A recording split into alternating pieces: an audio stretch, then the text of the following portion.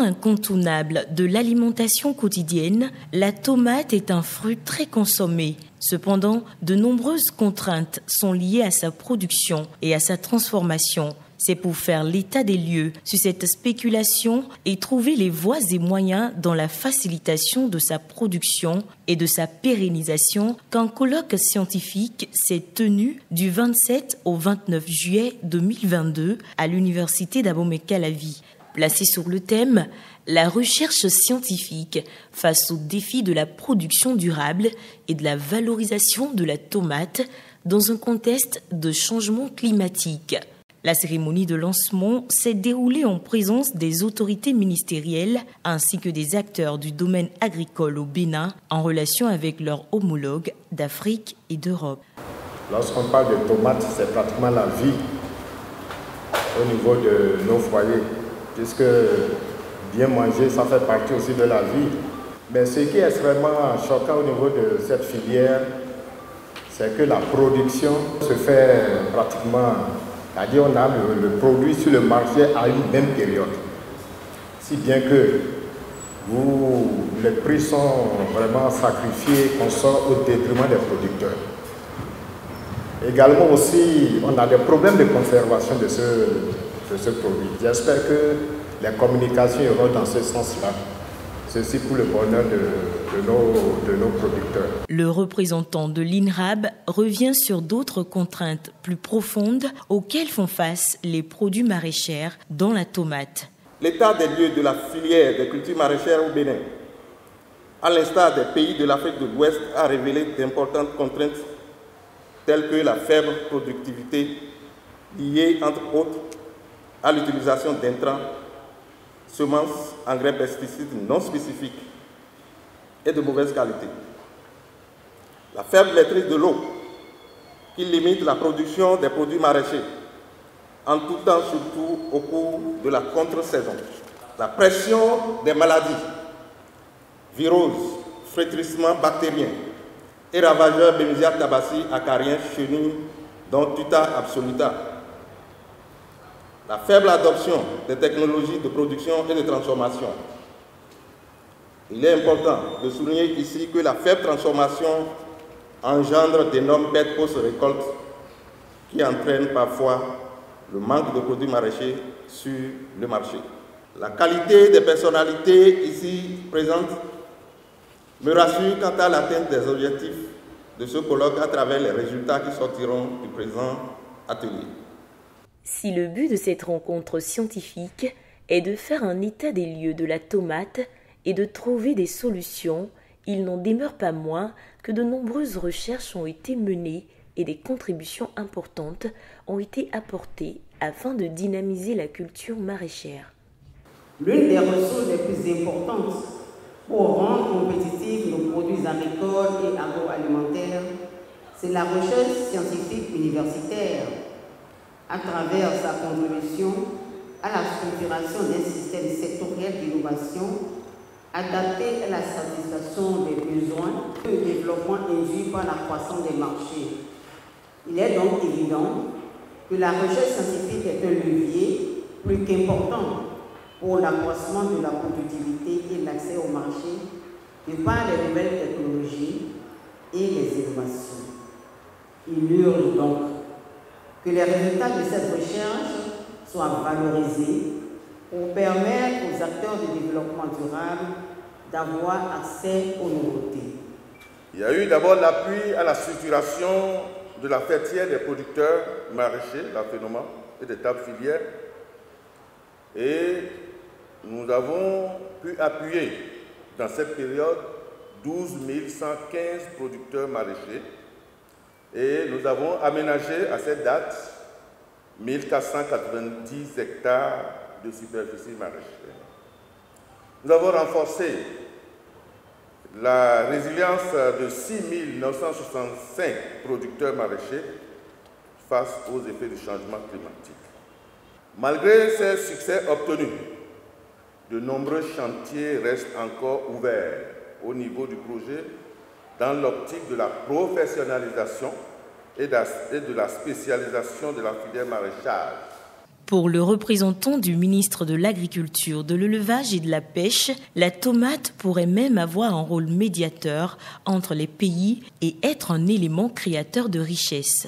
Ce que je voudrais ajouter, c'est que c'est un produit agricole synonyme d'inclusion et d'équité dans les relations commerciales entre les pays de la sous-région, parce qu'il fait l'objet d'échanges réciproques.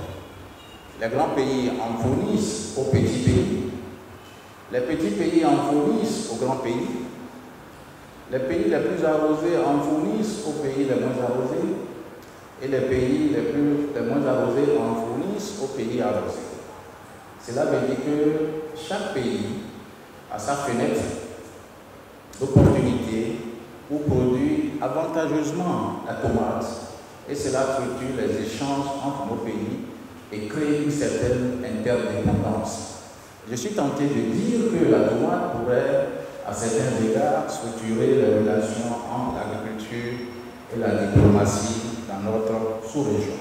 Les interventions des autorités et représentants d'institutions vont dans le sens de l'urgence d'une dynamisation de la production de la tomate, aussi bien en pleine saison qu'en contre-saison, et de l'importance de la mise en place d'un système de transformation fiable et durable de cette spéculation. Nous espérons que les efforts conjugués des chercheurs et acteurs professionnels de la filière pourront assister à promouvoir et à dynamiser celle-ci. J'espère que les échanges fructueux lors du colloque nous permettront d'augmenter notre niveau de connaissance sur la culture de la tomate, d'apprendre les uns des autres, puisque c'est un colloque régional, la manière dont la tomate est cultivée au Burkina, au Sénégal, au Ghana, au Nigeria, au Togo. Il y a certainement des échanges que nous pourrons faire et donc qui apporteront aux uns et aux autres. La secrétaire générale du ministère de l'Agriculture, de l'Élevage et de la Pêche a exposé les avancées de la filière tomate ces dernières années et les défis à relever pour faire de ce fruit un élément créateur de richesse à travers sa brillante communication inaugurale autour du terme « La production de la tomate en Afrique de l'Ouest, enjeux et défis ». Au niveau du Bénin, des efforts sont faits. Nous avons GBIOS qui est déjà dedans et qui améliore un peu les variétés, mais nous avons ici au Bénin le World Vegetable Center qui nous aide dans l'amélioration des variétés. Et là, vous avez posé le problème de la variété Tomvi à améliorer. Et je sais qu'il y a quelques années, des gens qui se sont essayés à ça. Je ne sais pas ce que ça a donné. Certainement ceux qui sont encore en activité peuvent nous en parler, mais il y a un individuel qui a travaillé un peu sur l'amélioration de la tombe. Nous sommes dans la dynamique de travailler sur des variétés qui ont plusieurs éléments à mettre en exergue pour pouvoir les produire. Dans la transformation, nous n'avons pas le choix. Nous devons travailler sur des variétés à matière sèche élevée. Nous travaillons dessus pour pouvoir permettre la mise à disposition. Et comme je l'ai dit, c'est le problème de semences. World Vegetable Center est là. Aider à produire de la semence permettrait d'augmenter la production de tomates au Bénin. En abordant la question des variétés de la tomate à améliorer et produire en quantité, le professeur Enoch Achigondako, président du comité d'organisation, souhaite que la variété Tomvi soit prise en compte afin de rendre accessible et à un prix abordable la tomate pour la population. Il est triste de le dire, mais tout ce qu'avec Madame Comnon nous avons collecté comme semences dans les années 2000-2001, semences, accession de Tomvi ou d'autres tomates, on ne les a pas gardées. Aujourd'hui, je ne sais pas si l'INRA possède, nous n'avons pas une collection nationale de Tomvi. Et je voudrais que nous puissions, même si on doit mobiliser des ressources sur d'autres programmes qui sont les nôtres, qu'on puisse faire rapidement une collecte nationale de Tomvi pour sauvegarder ces ressources. J'ai dû me concentrer au dehors. Et moi, ça me suffit largement. Au-delà, je pense que nous tirons des balles dans les airs. Donc, il est important qu'au niveau africain, on puisse reconsidérer qu'on puisse regarder clairement où nous allons, que des expertises acquises pendant des années, j'ai toujours de la fierté quand je regarde Eugène Abidolo, des expertises accumulées puissent être valorisées au niveau local pour qu'on puisse ensemble enfin résoudre les problèmes qui sont les nôtres, les problèmes des producteurs, parce que acheter un fruit de tomate à 100 francs, c'est inacceptable. Les participants ont posé des questions et apporté des suggestions pour une convergence des idées. De nombreuses autres communications ont meublé ce colloque, reparti en plusieurs sessions dans le but de mûrir les réflexions sur l'amélioration de la productivité de la tomate. Capitaliser les appuis en matière de recherche sur les cultures maraîchères et contribuer à la diffusion des technologies éprouvées. Comme principaux axes de recherche, nous avons l'amélioration de la qualité de la biodiversité du matériel végétal, l'amélioration des systèmes de culture, la régénération des sols sous culture maraîchère et la gestion des bioagresseurs inféodés à la culture de tomates. Comme acquis de recherche en matière d'amélioration de la qualité et de la biodiversité du matériel végétal, on a l'introduction des variétés améliorées à haut rendement, tolérantes aux maladies et après à la transformation. Les stands de produits issus de la tomate font partie des innovations apportées à ce colloque. Les autorités ont pris du plaisir à visiter des start-up, des producteurs et entreprises qui transforment la tomate. Sur place, vous pouvez voir que nous avons exposé des intrants spécifiques tomates. Et parlant d'intrants, nous avons la semence, nous avons les produits chimiques, les pesticides, nous avons les engrais et nous avons quelques équipements qu'il faut. Donc, vous pouvez vous constater vous-même sur la table. Ici, complètement, c'est des semences de variétés locales, Akikonkwin et ceci, fait par des semenciers béninois, produits Bénin. Ça, c'est des produits made in Bénin. Ceux-ci, c'est des semences importées, des variétés importées que nous vendons, des marques importées. Notre produit, c'est uniquement la tomate, le fruit. On a transformé, on a levé les pépins et on a écrasé, on a fait bouillir et pasteurisé. Donc il n'y a pas de produits chimiques dedans, il n'y a rien dedans. La durée de conservation, c'est plus qu'un an. Plus qu'un an. Donc nous sommes en train de sauver si ça va aller à 3 ans. Ici c'est le timatichi ketchup. Le ketchup, c'est en fait comme une sauce déjà préparée. La sauce déjà préparée ici. Là maintenant, qu'on peut trouver à Kassa à côté là, on peut manger avec ça. Et puis c'est déjà bon comme ça quoi. C'est fabriqué aussi à base de tomates de chez nous. C'est pourquoi il est bien écrit timatichi. Ici vous avez huile de tomate.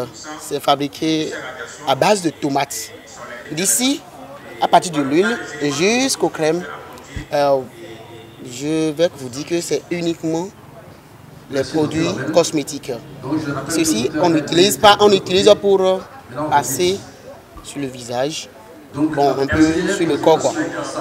Il faut également souligner la tenue de plusieurs panels au cours de la table ronde qui a clôturé ces échanges. Les thèmes phares abordés sont entre autres la production et la transformation de la tomate en toute saison au Bénin et la tomate, une filière d'exportation au Bénin, défis et stratégies. Pour rappel, ce colloque est également le fruit de la contribution de plusieurs partenaires financiers. Je me donne le devoir de remercier tous ceux qui ont contribué à ce que nous faisons déjà. Et parmi ceux qui ont contribué à cet exercice, nous avons au premier plan les autorités, MAEP, le ministère de l'Agriculture, nous avons le ministère de l'Enseignement supérieur, nous avons le rectorat de l'Université d'Abomey-Calavi, nous avons l'INRAB, l'Institut national des recherches agricoles du Bénin, depuis la direction générale jusqu'au CRA chargé de l'horticulture. Nous avons World Veg. Nous avons l'université de Goethe à travers l'Institut de géographie physique qui nous a envoyé je vais dire, un de ces agents, même si c'est une béninoise, nous devons les remercier. Nous avons Great Sustain qui a donné le Seed Fund pour démarrer. Mais immédiatement, dès qu'on a reçu ce premier financement, il y a ACED à Bénin qui a endossé et qui a dit ce que vous faites, je ne connais pas le contenu, mais je pense que la philosophie est bonne. Et aussitôt, il a mis des ressources à disposition. Il y a SIAF au niveau de l'Allemagne qui a contribué. Il y a les producteurs, la Fédération nationale des producteurs de semences qui a contribué, et même Accueil Paysan qui a décidé au second jour de l'atelier de nous envoyer un chèque. Nous lui disons infiniment merci. Nous avons Riswan qui est une entreprise de semences. Ce n'est pas classique non plus que des programmes et projets décident juste avec une simple lettre, un simple courrier de dire « nous, ceci nous intéresse ». Mais Pacofid a dit « je vous mets de la garantie pour que tout ce que vous avez produit comme stratégie puisse être gérable ». Padmar a supporté aussi, dit, on ne peut pas laisser Pacofid agir seul, et il faut dire que notre souhait c'est de pouvoir réorganiser chaque 6 mois des débats autour des synthèses, autour des cultures majeures. Le souhait est qu'à la prochaine édition, une plus-value soit accordée à ce fruit, vecteur de cohésion sociale et élément incontournable de l'alimentation mondiale.